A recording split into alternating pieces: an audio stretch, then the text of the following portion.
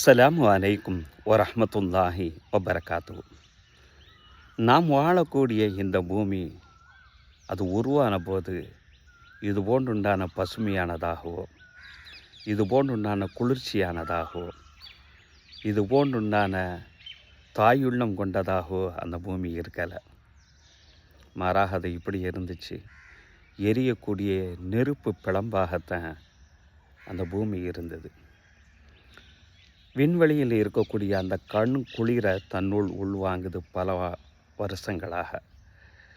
தொடர் மழைகளில் இருக்கக்கூடிய அந்த ஈரப்பதத்தை தன்னுள்ள உள்வாங்குது பல வருஷங்களாக.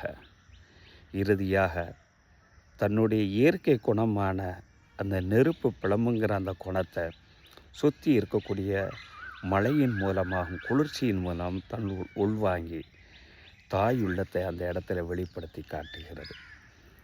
இந்த மாதிரி தான் ஒவ்வொரு மனுஷனும் அவன் எந்த குணத்தில் படைக்கப்பட்டாலும் சரி, நபி ஸல்லல்லாஹு அலைஹி வஸல்லம் சொல்கிறாங்க, உன் குணத்தை நீ அழகாக நீ ஆக்கிக்கொள்.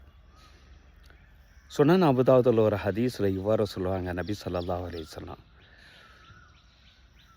எந்த ஒரு மனுஷன் தன்னுடைய குணத்தை அழகானதாக ஆக்கிக் கொள்கிறார், அவர் இரவெல்லாம் நின்று வணங்கி பகலெல்லாம் நோன்பு வைக்கக்கூடியவருடைய அந்தஸ்தை தன்னுடைய அழகிய குணத்தின் மூலமாக அவர் பெற்றுக்கொள்வார் என்ற ஒரு ஆசை அந்த இடத்துல ஏற்படுத்துகிறார்கள். குணத்தை நீங்கள் அழகாக்குங்கள் என்பது தான். சஹீஹ் இப்னு மாஜாவில் ஒரு ஹதீஸ் ஒரு பதிவு செய்யப்படும். உம்மை படைத்த இறைவனுக்கு மிக பிடித்தமான நபர் யார் தெரியுமா? ரசூலுல்லாஹ் சொல்கிறாங்க, உங்களில் யார் அழகிய குணம் உள்ளவராக இருக்கிறாரோ அவர்தான் உம்மை படைத்த இறைவனுக்கு மிக ஏற்றமானவர், பிரியமானவர் என்று நபி ஸல்லல்லாஹு அலைஹி வஸல்லம் அவங்க சொல்கிறாங்க. இன்னும் ஒரு படி மேலே போய் ரசூலுல்லாஹ் சொல்கிறாங்க, உங்களில் யார் தன்னுடைய குணங்கள் அழகானதாக ஆக்கி கொள்வதற்கு என்னிடம் பொறுப்பேற்றுக் கொள்கிறாரோ அவருக்கு நான் சொர்க்கத்தில் மேல் தட்டிலே ஒரு வீட்டை வாங்கி தருவதற்கு நான் பொறுப்பேற்றுக் கொள்கிறேன் என்று நபி ஸல்லல்லாஹு அலைஹி வஸல்லம் சொல்கிறாங்க. இது சுனன் அபூதாவூதில் இந்த ஹதீஸ் பதிவு செய்யப்பட்டிருக்கு.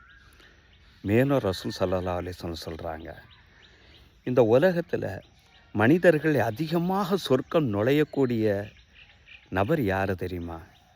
எந்த ஒரு மனிதர் இறையச்சம் உள்ளவராகவும் அழகிய குணம் உள்ளவராக இருக்கிறாரோ அவர் தான் சொர்க்கத்தில் அதிகம் நுழையக்கூடியவர்களாக இருப்பார்கள் என்றார்கள் நபி ஸல்லல்லாஹு அலைஹி வஸல்லம். இது ஜாமிஉ திர்மிதியில் பதிவு செய்யப்பட்டிருக்கு.